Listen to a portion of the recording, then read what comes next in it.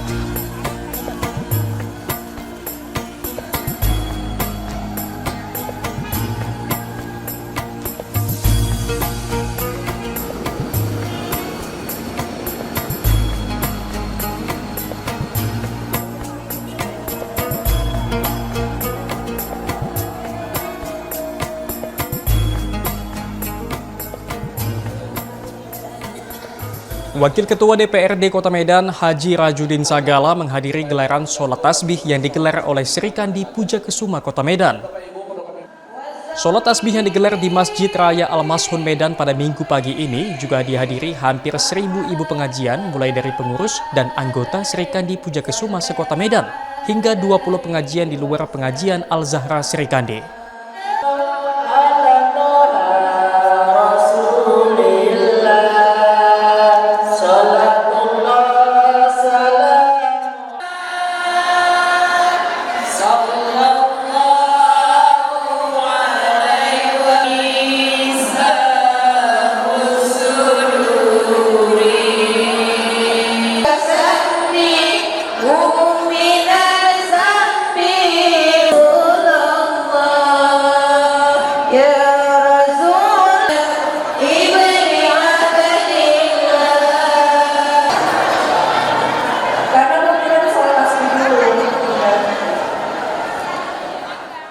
Cia Nirwati selaku Ketua DPD Sri Kandi Pujakesuma Medan mengatakan kegiatan ini sekaligus ajang silaturahmi dengan susunan acara mulai dari sholawatan, zikir, sholat tasbih hingga doa.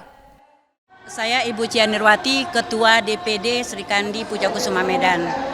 Baik Ibu, untuk bentuk kegiatan apa yang akan berlangsung di pagi ini Ibu? Kebetulan ini adalah pengajian Al-Zahra Sri Kandi Medan. Nah, kita insya Allah ini pengajian dihadiri oleh Bapak Ustadz Rajudin Sagala.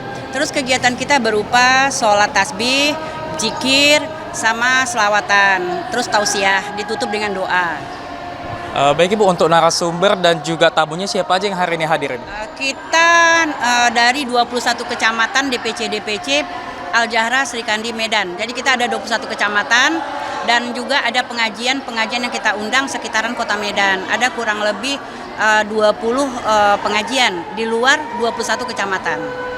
Baik Ibu, untuk kegiatan sendiri ini apakah bersifat rutin atau secara intens dan terperiodik, dan bagaimana pelaksanaannya Ibu? Kegiatan ini yang akbar ya. 2 bulan sekali, tapi yang setiap minggunya 1 minggu sekali kita mengadakan setiap kecamatan. Nah, itu seminggu sekali kita gilir, misalnya DPC Medan Timur, minggu depannya DPC Medan Barat. Nah, itu bergiliran, tapi 2 bulan sekalinya kita ambil di masjid yang letaknya di Kota Medan, dan itu panitianya gabungan dari DPD dan kecamatan. Untuk kegiatannya berisi seperti pembacaan sholawatan atau ceramah atau seperti apa nanti Ibu? Kalau hari ini kita pertama sekali selawatan, kemudian kita lanjut dengan sholat tasbih, terus zikir, tausiah, terus penutup dengan doa. Baik Ibu, untuk kegiatan hari ini melibatkan siapa saja dan peserta kira-kira berapa orang Bu, dan dari majelis taklim mana aja? Kita kurang lebih target semalam itu 780. Insya Allah capai target ya, karena saya melihat masjid sudah hampir penuh. Kemudian itu target kita 21 kecamatan pengajian Al-Zahra Sri Kandi Medan. Ditambah dengan 20 pengajian-pengajian yang diwakili oleh 5 setiap pengajian. Itu di luar Sri Kandi ya, itu undangan target kita.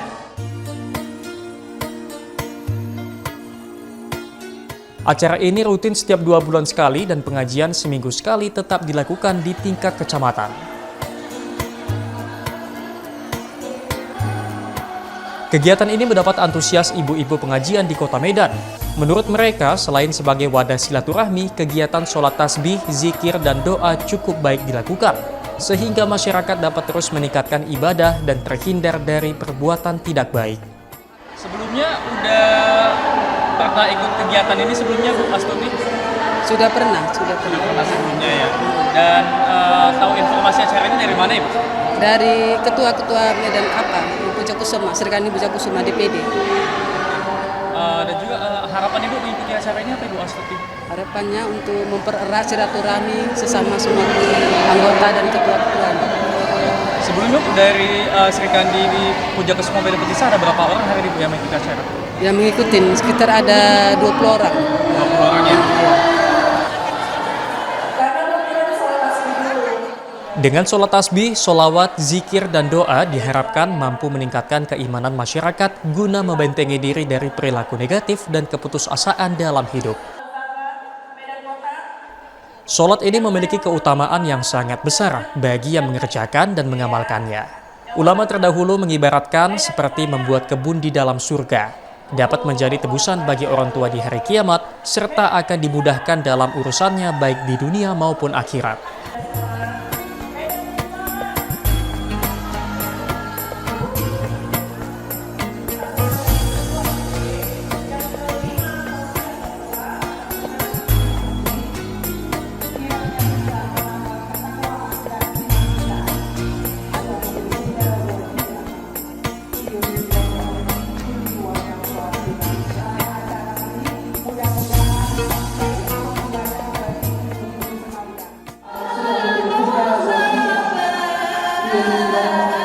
Ratusan ibu-ibu dari berbagai pengajian di Kota Medan ini dengan antusias mengikuti kegiatan dengan mengumandangkan sholawat bersama dan berharap mendapat syafaat Rasulullah SAW. Dengan dipimpin oleh sejumlah panitia pengurus pengajian, mereka bersama-sama duduk bersimpuh berhadapan. Selain bersolawat, mereka juga menggelar zikir dan doa bersama untuk membersihkan diri dan mohon ampunan atas perbuatan yang salah dan berharap terhindar dari keburukan di kemudian hari.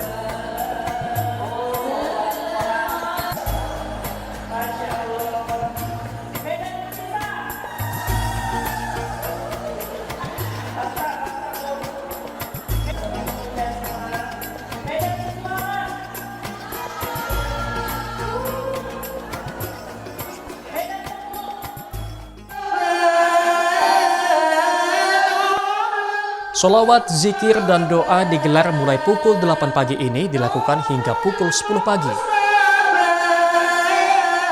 Kegiatan ini juga dilanjutkan dengan sholat tasbih yang dihadiri langsung Ustadz Rajudin Sagala yang juga merupakan Wakil Ketua DPRD Kota Medan.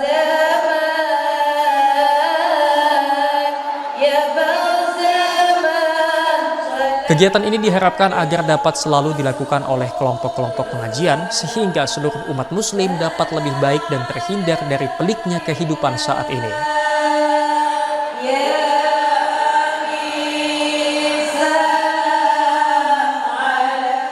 Selain itu, kegiatan rutin ini juga dilakukan untuk mempererat tali silaturahmi sesama kelompok pengajian yang ada di seluruh Kota Medan. Supaya tidak mengganggu prosesi sholat tasbih kita pada pagi hari itu. Kemudian Bapak Ibu kita laksanakan secara berjamaah.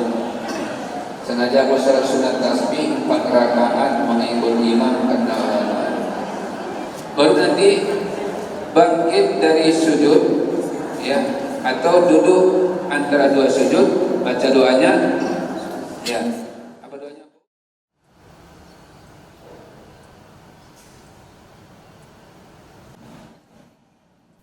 Sholat sunat tasbih ini dilakukan 4 rakaat dengan 2 salam. Di dalamnya terdapat bacaan tasbih. Sholat ini diajarkan oleh Rasulullah Shallallahu Alaihi Wasallam dan memiliki keutamaan menghapus dosa dan bisa dilaksanakan kapan saja, baik siang maupun malam. Ibadah sholat tasbih juga sangat disarankan agar nantinya mendapatkan syafaat dari Rasulullah Shallallahu Alaihi Wasallam pada saat melintasi Shirathul Mustaqim.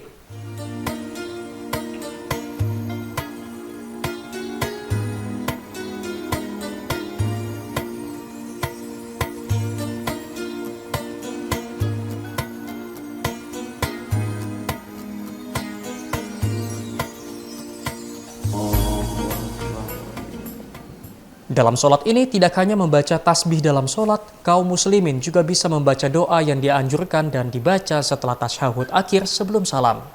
Meskipun sunnah, umat Islam dianjurkan untuk mengerjakannya minimal sekali seumur hidup. Amalan ini sangat disarankan agar tidak disebut orang yang sangat malas dalam beragama.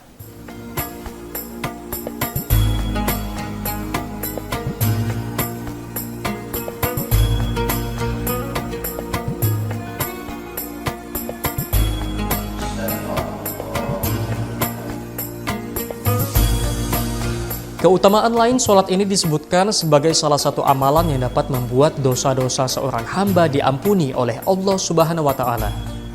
Hal inilah yang membuat Ustadz Rajudin Sagala menghimbau agar kaum muslimin di Kota Medan mengerjakan ibadah sholat tasbih dan sholawat. Hal ini dipastikan sangat-sangat berguna bagi ketakwaan dan bagi keberlangsungan kehidupan di dunia.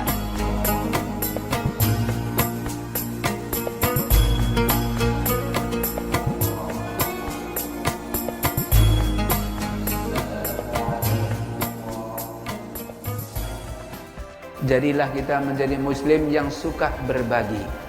Jangan jadi muslim yang egois, yang penting aku masuk surga, yang lain terserah.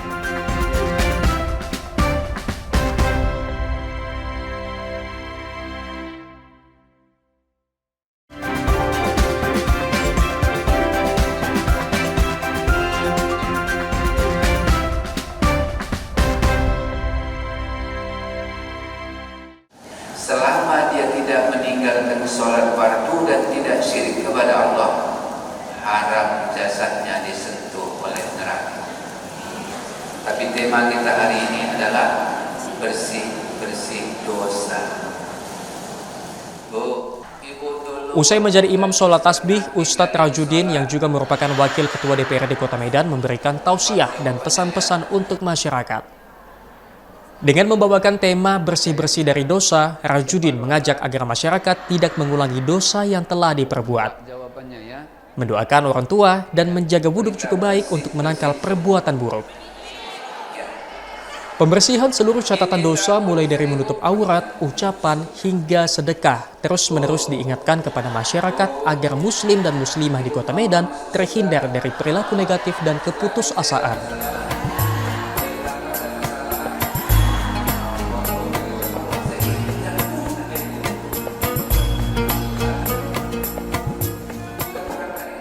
Sedekah juga diimbau agar masyarakat dapat dekat dengan Allah, dimudahkan segala urusan hingga mendapatkan timbangan kebaikan. Jadilah kita menjadi muslim yang suka berbagi. Jangan jadi muslim yang egois, yang penting aku masuk surga, yang lain terserah. Jangan. Bu, ada tidak kita bisa begini, ada orang terlibat terhadap diri kita, kita bisa begini. Siapa mereka yang berjasa pada kita, Bunda? 2 orang tua. Siapa lagi? Kedua mertua. Berjasa enggak kedua mertua ibu sama ibu? Ibu pernah enggak nyuapin makan suami waktu dia masih bayi? Ibu aja belum lahir, ya kan? Ya. Siapa yang membesarkan pasangan kita? Kedua mertua. Ibu banyak dosa. Kalau bapak kita sedang pergi pengajian, nampak kita aurat orang yang tak pantas kita lihat. Dosa enggak? itu dosa yang tidak sengaja. Bagaimana cara membersihkan dosa itu? Segera lisan kita ucapkan na'udzubillah summa na'udzubillah. Ibu yang dimuliakan Allah Subhanahu wa taala, yang kedua, amalan berikutnya supaya kita bisa dibersihkan seluruh catatan dosa kita. Apa caranya Bapak Ibu? Kita jaga wudhu. Apa yang kedua Bunda? Jaga wudhu. Apa kata Rasulullah? Umatku yang sedang menjaga wudhunya. Nah ini Ibu, walaupun kita sudah bubar sholat sunat tasbih, sudah selesai, tetap pelihara wudhu ya Bu, sampai nanti kita keluar dari masjid, bahkan bila perlu sampai nanti ke rumah. Boleh nggak makan Ustaz? Boleh nggak membatalkan wudhu itu? Ya, jaga wudhu. Orang yang sedang menjaga wudhunya Ibu, 3 doa malaikat untuknya. Doa malaikat yang pertama, ya Allah ampuni seluruh dosa-dosanya. Ibu yang dimuliakan Allah, saat kita sedang menjaga wudhu, penduduk langit ikut mendoakan kita supaya dosa kita dihapuskan Allah. Kita gedor pintu langit Ibu, bagaimana caranya supaya malaikat yang ada di langit ikut mendoakan kita supaya dosa kita dihapuskan Allah? Pelihara wudhu. Doa malaikat yang kedua, ya Allah mudahkan segala urusannya.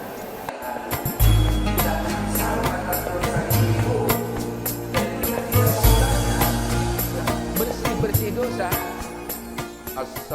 Dalam tausiahnya, Ustadz Rajudin juga lebih menekankan keimanan sebagai benteng diri yang saat ini harus lebih kuat dilakukan umat.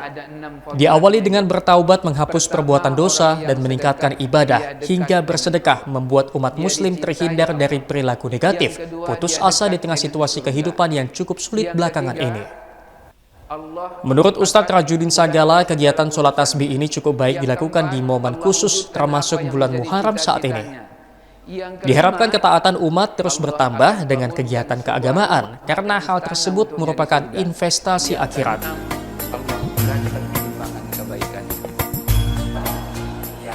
Terkadang banyak warga bertanya soal kemasyarakatan, soal infrastruktur, layanan kesehatan, hingga tingkat kriminalitas.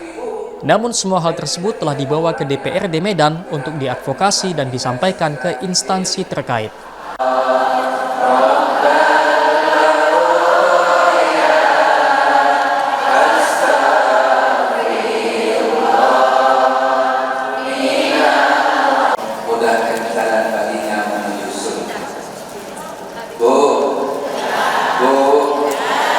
Ibu mau nggak masuk surga?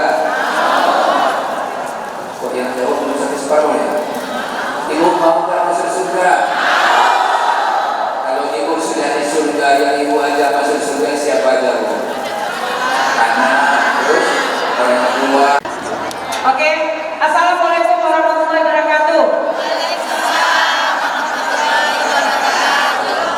Kang Bunda Kusuma. Jaya, jaya, jaya. Serikandi Bunda Kusuma.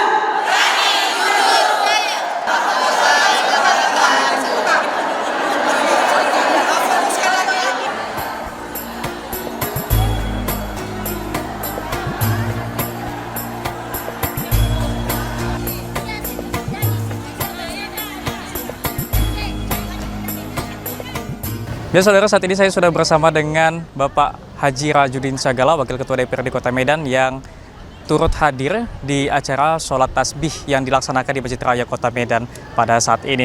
Baik, Assalamualaikum Pak Ustadz. Waalaikumsalam warahmatullahi wabarakatuh. Apa kabar nih Pak Ustadz? Kabar baik, alhamdulillah.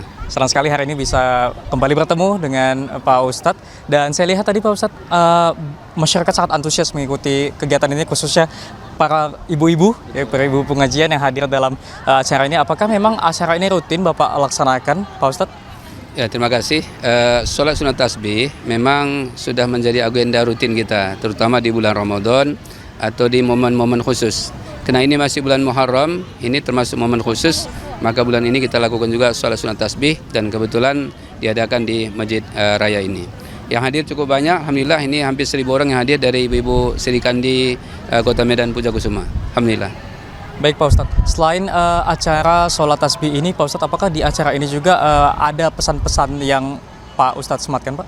Ya, tadi dalam tausiah juga sudah kita sampaikan bahwa ya bertambahnya umur kita, walaupun mungkin kita memiliki keterbatasan, mungkin umur bertambah, fisik lemah, kesehatan mungkin sudah menurun, tapi ketaatan kita harus tetap terawat sehingga investasi kita di akhirat semakin bertambah, sehingga kita semua nanti layak untuk semua dikumpulkan Allah di surga. Baik Pak Ustadz. Bapak ini kan sebagai Wakil Ketua DPRD Kota Medan nih, apakah pada acara-acara seperti sholat tasbih ini misalnya ada juga masyarakat yang menyampaikan keluh kesah ataupun aspirasinya kepada Bapak? Ya, sangat sering ya, karena saya hari-hari memang dari masjid ke masjid, dari wirid ke wirid, termasuk momen-momen besar seperti peringatan Hari Besar Islam, itu banyak masyarakat menyampaikan aspirasinya, terutama terkait infrastruktur yang ada di Kota Medan, kemudian layanan publik, baik itu pengurusan di kantor Disduk Capil, layanan kesehatan, atau mungkin penerangan lampu jalan. Dan itu biasanya kita langsung bawa ke DPRD Medan untuk segera diadvokasi dan akan saya sampaikan ke dinas-dinas terkait. Baik Pak Ustadz, dari banyaknya aspirasi-aspirasi yang disampaikan oleh masyarakat, apa aspirasi yang paling dominan dan sampai saat ini seperti apa realisasi yang dilakukan oleh pemerintah Kota Medan Pak Ustadz? Ya, yang paling dominan itu ada 5 ya. Pertama, layanan kesehatan. Ya, yang selama ini di Puskesmas, kemudian rumah sakit yang bekerja sama dengan BPJS. Itu masyarakat berharap itu tetap ditingkatkan. Yang kedua, layanan publik terkait dengan pengurusan KK, KTP atau kelahiran. Ini kami sampaikan juga langsung ke dinasnya supaya belangko itu jangan sempat habis. Karena masyarakat hampir setiap hari mungkin jumlahnya ratusan yang memerlukan identitas dari kantor Dinas Catatan Sipil. Yang ketiga terkait banjir. Nah, ini juga memang ya belum bisa hilang di Kota Medan, paling nggak kita berupaya untuk menguranginya. Itu yang kita sampaikan ke pihak Pemko. Yang keempat terkait pendidikan. Jadi kita berharap Medan ini ke depan mutu pendidikan kita harus lebih meningkat sehingga generasi yang akan mewariskan kami nanti di masa yang akan datang mereka punya kapasitas yang mumpuni. Kemudian yang kelima terkait dengan kenakalan remaja atau penyakit masyarakat terkait narkoba, sabu, geng motor. Nah, ini juga sering sampai ke kami, maka selalu kami sampaikan ke pihak terkait, terutama kepolisian, kemudian kepala lingkungan, lurah yang paling langsung sering berinteraksi dengan masyarakat untuk segera memberikan solusi dan mengatasinya. Baik Pak Ustadz, tadi Bapak singgung juga terkait dengan penyakit masyarakat. Sampai saat ini juga Kota Medan masih terdapat beberapa kasus-kasus yang seperti pencurian, pembegalan, tawuran, atau anak-anak mudanya seperti geng motor. Itu seperti apa tanggapan Pak Ustadz dan seperti apa untuk menghilangkan penyakit masyarakat ini Pak Ustadz? Iya, tanggapan kita selalu cepat ya. Maka ketika kami mendapat laporan, langsung kami sampaikan ke pihak terkait, ya mulai dari ya, kepala lingkungan, lurah, camat, aparat kepolisian, termasuk kepala daerah. Maka kita buat pun pengajian rutin termasuk sholat tasbih ini bagian dari cara kita agar orang-orang tua bisa mengawasi anaknya. Ya, sehingga ketika anak itu keluar rumah mereka bisa memberikan pesan-pesan khusus agar tidak terlibat hal-hal yang negatif. Ketika anak itu memahami agama secara baik, tentu mereka akan bisa membedakan mana baik, mana buruk, mana halal, mana haram, mana manfaat, mana mudarat. Maka ketika daya saring itu kuat, tentu mereka tidak akan memilih perbuatan yang sifatnya negatif. Baik Pak Ustadz, ini kan merupakan salah satu upaya untuk mengurangi penyakit masyarakat seperti dilaksanakan kegiatan sholat tasbih. Lalu kegiatan-kegiatan selain ini apakah ada lagi yang tatap muka dengan Pak Ustadz, Pak Rajudin? Ya, saya kan memang kena kapasitasnya memang dari alumni pesantren ya, yang memang saya dari masjid ke masjid, dari pengajian ke pengajian. Jadi selain sholat tasbih juga kita ada kapasitas saya sebagai anggota DPR, kita melakukan sosialisasi perda. Yang itu kita lakukan tiap bulan, itu juga interaksi kita langsung dengan masyarakat. Kemudian ada juga reses, menampung aspirasi masyarakat. Itu setiap bulan ada sosper, kemudian per 4 bulan ada reses, belum lagi kunjungan saya secara mendadak, apakah itu nanti ada kunjungan bersama komisi atau atas nama pimpinan DPRD, atau barangkali saya sidak secara mendadak, ya dalam pengajian atau mungkin dalam pertemuan sifatnya terbatas, itu juga kita lakukan. Baik, terima kasih banyak atas waktunya Pak Ustadz. Senang sekali bisa bertemu kembali dengan Anda dan sehat selalu Pak Ustadz. Ya, amin. Makasih. Ya, baik saudara, itu tadi perbincangan singkat saya dengan Pak Haji Rajudin Sagala, Wakil Ketua DPRD Kota Medan. Terima kasih sudah menyaksikan tayangan Sapa Sumut spesial pada hari ini dan terus saksikan tayangan-tayangan di Kompas TV Independen Terpercaya.